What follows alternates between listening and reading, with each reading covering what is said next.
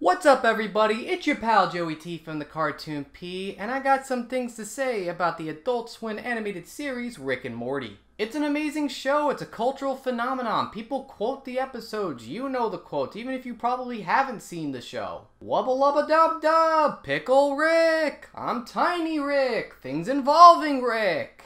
It's got good characters with sharp dialogue and very entertaining, funny scenarios. So you're bound to have an episode that's not as good as the rest, and for me, there's one episode to me, personally, I find to be the worst episode of Rick and Morty up to this point. That episode is the Vindicators episode. So a little bit of background on Rick and Morty if you're one of the few people who haven't seen Rick and Morty. It's a show about a mad scientist and his grandson. They go on wacky adventures, which often results in body mutilation and some other R-rated type gore. As the show progresses, it has character development and continuity. The episode starts off with Rick getting a distress call from a group of superheroes called the Vindicators. As I mentioned with the continuity, the beacon is a reference to the fact that Morty gets to choose his adventure rather than Rick having to drag him into an adventure. The continuity being the episode with the Meeseeks. That for some reason I can't think of the title. Comment section, let me know which episode that is. Now it's very clear as to which superhero group the Avengers, I mean the Vindicators, are parodying. The Vindicators, no wait, I mean the Avengers. You see what I did there? It's very clear that the episode takes a stab at the Marvel Cinematic Universe,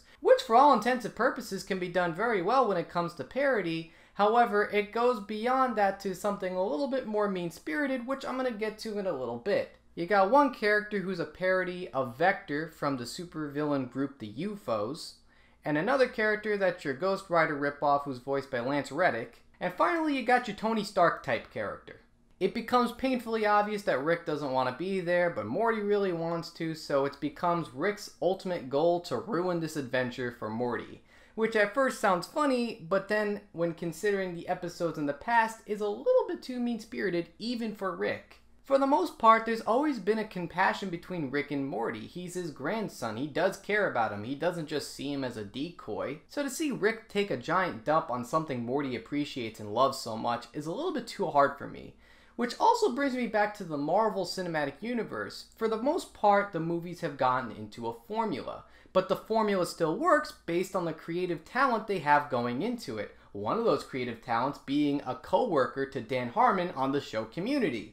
So to me, this bitter resentment towards the Marvel Cinematic Universe doesn't make a lot of sense considering that they have filmmakers that have worked together. Flavorless, unremarkable Marvel movies. But they are so not a big deal. I know! It's just all there is. Yes! Rick gets drunk and does something that most drunks don't normally do, as it's pointed out in the episode. He gets so drunk he defeats the villain that the Vindicators were trying to go after, and then sets up the Vindicators, including himself and Morty, into a death trap inspired by Saw. What I find interesting about all this is that despite the fact that Rick is basically trying to prove to Morty that the Vindicators are no better than they are, in fact, they may be less superior than they are, only makes little to no sense when you realize that Rick gets himself trapped in this scenario anyways. But the problem I have with Rick with this episode, as is evident with the rest of the season, is that Rick is too smug for his own good. Playing it off like he has full control of the scenario when in fact he actually doesn't. He left his portal gun on the ship, so he has no way of escaping this. He has to go through the traps the same way the Vindicators have to, which can ultimately result in his death.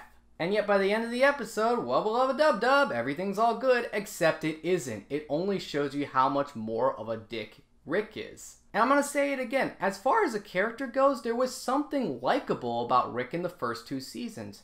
I don't know whether it was being stuck in that prison, but for the most part, Rick as a character is just way too unlikable in this season. There's violence in this show. There's plenty of violence. But as far as the violence in this episode, I thought it went a little too far, where we're watching a character in a 30-second montage of blood and guts. To me, just went a little bit too far. Maybe it was the animation quality. As far as the animation quality, it's amazing on Rick and Morty. It just went a little bit too far for me. And then by the end of the episode, when it's about Morty figuring out that Rick actually doesn't care about him, it's just a joke.